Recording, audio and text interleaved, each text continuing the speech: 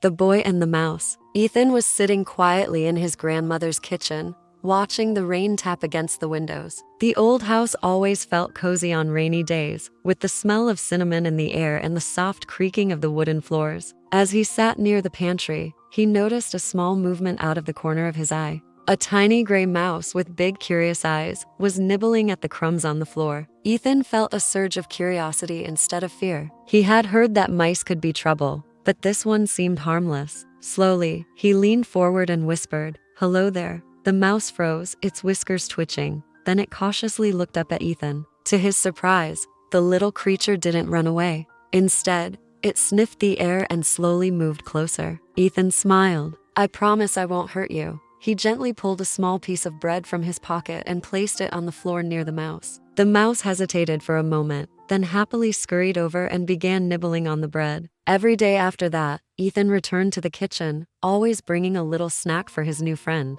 Sometimes it was a piece of fruit, other times a small crumb of cake. The mouse would always appear, its bright eyes gleaming as it took the offering. They didn't speak, but in the quiet moments, it felt as if they understood each other. One evening, after several weeks of these little visits, Ethan waited eagerly for the mouse to show up. But this time, the mouse didn't come. He waited longer, feeling a bit disappointed. Just when he was about to leave, the mouse appeared in the doorway. In its tiny mouth was a small, shiny green leaf. The mouse dropped the leaf at Ethan's feet, then looked up at him for a moment before scampering away. Ethan bent down, picking up the leaf. It was unlike any he'd ever seen, bright and beautiful, like a gift. A warm feeling spread through his chest. The mouse had given him something in return, a sign of their quiet friendship. And from that day on, Ethan knew that no matter where the mouse went, they would always share a special bond, one built on small acts of kindness and trust.